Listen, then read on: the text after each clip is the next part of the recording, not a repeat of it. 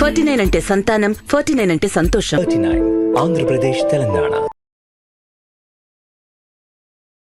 నమస్తే రమ్మగారు. నమస్తే జయ. రమ్మగారు, సాధారణంగా వంట చేసేటప్పుడు వంటింట్లో ఆడవాళ్ళు చేసే చిన్న చిన్న మిస్టేక్స్ ఉంటాయండి. వాటిని సరి చేసుకుంటే చాలా మంచిది కదా. ఎలాంటివి చేస్తుంటామండి? తెలిసి తెలియక, కావాలని కాదు, అన్ఎక్స్పెక్టెడ్గా బై మిస్టేక్ జరిగిపోతూ ఉంటాయి కొన్ని. అవి వేటిని మనం సరి చేసుకోవాలి? అలవాట్లలో పొరపాట్లు ఎస్, చిన్న చిన్నవి. కొన్ని ఆరోగ్యానికి చేటు, అవును. కొన్ని ఆరోగ్యానికి చేటుగా ఉంటాయి. కొన్ని ఏమో చూడ్డానికి బాగుండవు. కొన్ని శాస్త్రం ఒప్పుకొని పనులు. కరెక్ట్ అండి. ఎవరైనా చేసేదే. ఇప్పుడు స్నానం చేయకుండా వంట చేయకూడదు అనే సిద్ధాంతం ఒకటి ఉంది జయ. స్నానం చేసి వంట చేసుకోవాలి. స్నానం చేయకపోతే మనం రాత్రి నిద్ర తాలూకు స్ట్రెస్ ఇవి పడుకునే చోట నుంచి వచ్చి వంటలోకి దిగిపోకూడదు. పొద్దున స్నానం చేసేసి వంట చేస్తే ఫ్రెష్గా ఉంటుంది. అవును. అయితే వంట అయ్యేసరికల్లా చెమట పోస్తుంది కదా, అంటే మళ్ళీ స్నానం చేస్తే సరిపోతుంది. మళ్ళీ ఒకసారి మొహం కడుక్కుని బట్టలు మార్చుకుంటే సరిపోతుంది. వంట అనేది అంత బృహత్తర కార్యక్రమం కదా. మనం ఏం పొయ్యి దగ్గర కూర్చుంటున్నామా? ఇప్పుడు స్టవ్, ఇండక్షను, అంతే, మైక్రోవేవ్, లేకపోతే రైస్ కుక్కరు, ఇవే కదా మనం వాడుతున్నాం. ఇంట్లో వంటిళ్ళల్లో ఖచ్చితంగా ఎగ్జాస్ట్ ఫ్యాన్ ఉండేలాగా పెట్టుకోండి. చిన్న చిన్న ఇళ్లల్లో కూడా చిట్టి వంటిళ్ళైనా ఒక ఎగ్జాస్ట్ ఫ్యాన్ ఉంచుకోండి. ఇప్పటిదాకా లేకపోతే అందరి ఇళ్లలోనూ చిమ్నీలు ఉంటున్నాయి, ఎగ్జాస్ట్ ఫ్యాన్లు ఉంటున్నాయి.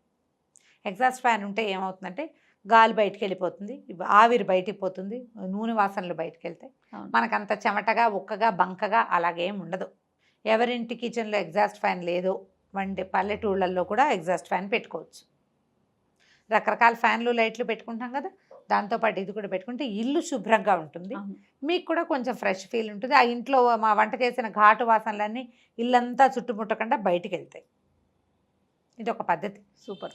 అయితే స్నానం చేయకుండా వంట చేయొద్దు, మెయిన్ రూలు.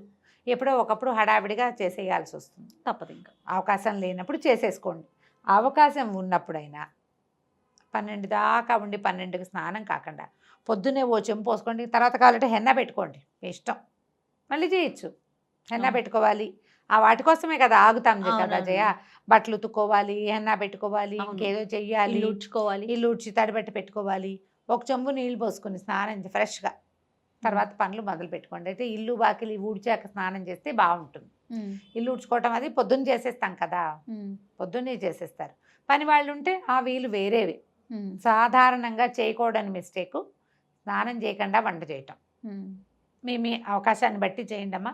ఇది శాస్త్రం చెప్పిందే అయినప్పటికీ మనం ఇప్పుడు పరుగు జీవితాలు వేరు మనవి. అవును. మనకున్న స్ట్రెస్, మనకున్న టైము, దాన్ని మేనేజ్ చేసుకునేటట్టుగా వీలుగా ఎలాగోలాగా కుదుర్చుకోండి. కనీసం పర్వదినాల్లోనూ పండగల్లో అయినా స్నానం చేసి వంట చేసుకోండి. ఓకే. కనీసం పర్వదినాల్లో ఇదొకటి. తర్వాత జుట్టు విరబోసుకుని వంట చేయొద్దు. నాలాగా ఇంత చిన్న పిల్లకున్న వాళ్ళు కూడా ఒక క్లిప్ పెట్టుకోండి. ఈ వంట చేసేటప్పుడు హెయిర్ స్టవ్ మీద కానీ, వంటలో కానీ, నేల మీద కానీ పడితే చీదరగా ఉంటుంది చూసే. తర్వాత జుట్టు ఎంతసేపు ఇట్లా అనుకుంటూ వంట చేయొద్దు. అసలు తల మీదకి చెయ్యి వెళ్ళకూడదు. అది దరిద్రహేతు అని నేను చెప్పనమ్మా, శుభ్రం కాదని చెప్తా ఖచ్చితంగా. వెంట్రుకలు రాలుతాయి, పెద్దవే రాలకల్లా ఇప్పుడే స్టార్ట్ అవుతున్న చిన్న వెంట్రుకు కూడా రాలుతుంది, చేసే పదార్థంలో పడుతుంది. అవును. ఈ మిస్టేక్ చేయొద్దు. జుట్టు విరబోసుకొని ఉండద్దు. దేవుడి పూజని జుట్టు విరబోసుకొని చేయకూడదు. వంట అదే శ్రద్ధగా చేయాలి. వంట చేసేటప్పుడు దుమదుమలాడుతూ, తిడుతూ, విసుక్కుంటూ చేయబోకండి. మీరెంత ప్రశాంతమైన ఆలోచనలతోటి వంట చేస్తారో, ఎంత తాపీగా, ఎంత టైం మేనేజ్మెంట్తో వంట చేస్తారో, వంట అంత చక్కగా కుదురుతుంది. తినే వాళ్ళకి కూడా బాగుంటుంది, వాళ్ళ ఆరోగ్యానికి కూడా మంచిది. మన భర్త, మన పిల్లలే తింటారు ఎక్కువగా. ఎప్పుడైనా గెస్ట్లు వస్తారు, ఎవరికైనా ఎక్స్ట్రా వండాల్సి వచ్చినప్పుడు విసుక్కోబోకండి.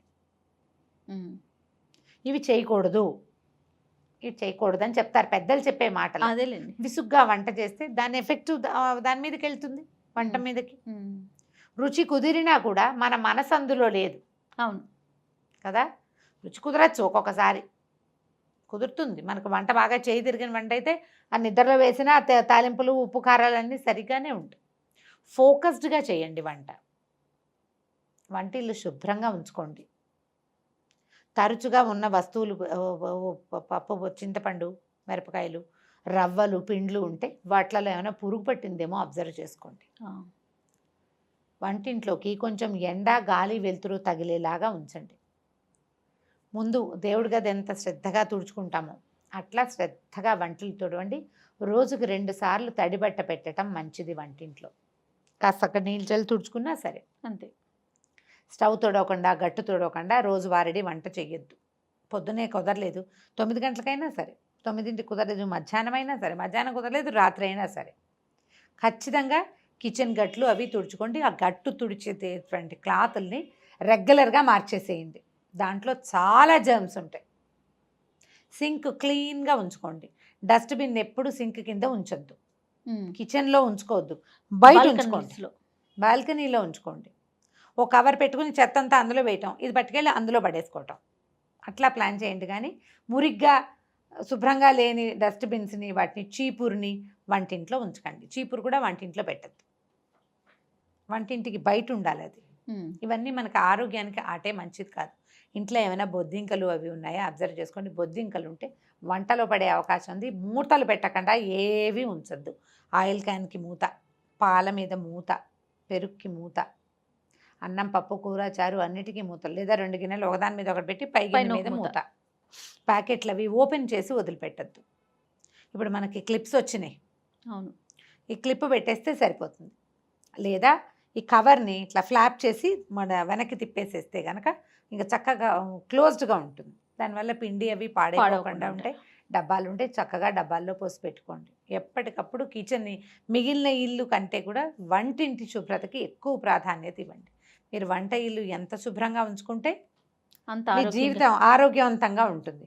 తర్వాత కిచెన్ సింకుల్లో రిపేర్లు ఉంటే, నీళ్లు కింద కారిపోతుంటే ఇమీడియట్గా ప్లంబర్ని పిలిచి ఆ పని చేయించేసుకోండి.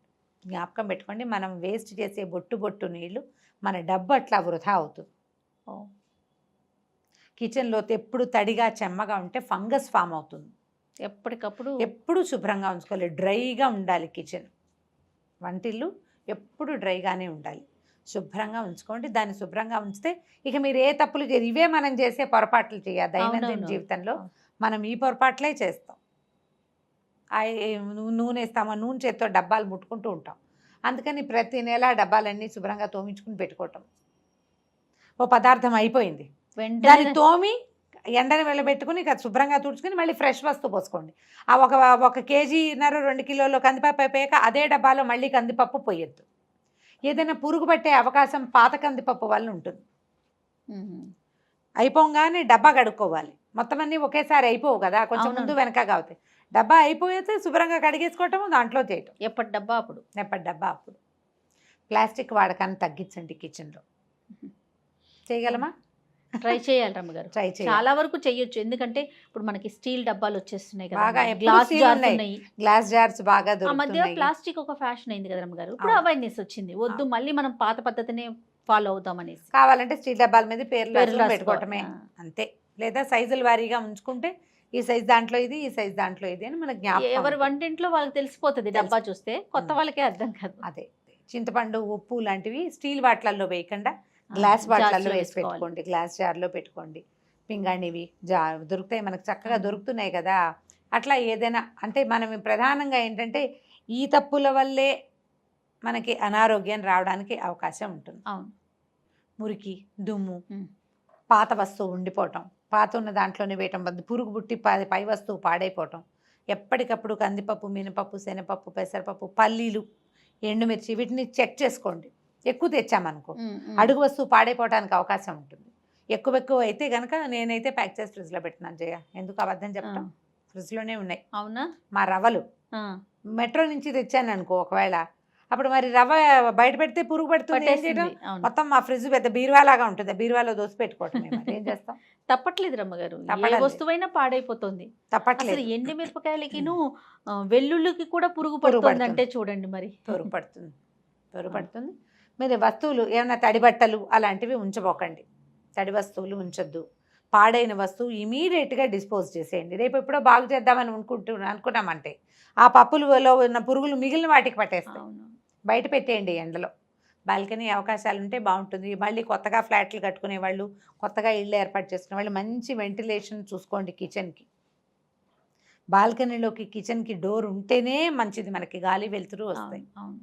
ట్రై చేసి చూడండి. ఇప్పుడు ఇవన్నీ అందరికీ తెలిసినవే, నేను కొత్తగా చెప్పినవి ఏమీ లేవు. ఏమైనా 1-2 టిక్కులు పెట్టుకుంటే కనుక ఆ టిక్స్ని సరి చేసుకోండి. ఇవందరికీ తెలిసిన మాటలే, కొత్త మాటలు ఏం చెప్పట్లేదు. నేనైతే స్ట్రిక్ట్లీ 2 విషయాలు నాకు చెప్పాలనిపించేది ఏంటంటే, శుభ్రంగా ఉండి వంట చేయండి, మురిగ్గా వంట చేయొద్దు. శుభ్రమైన ఇంట్లో వంట చేయండి, అది మీకు మంచిది, ఇంట్లో వాళ్ళకి మంచిది. రైట్. నమస్తే. నమస్తే జయ.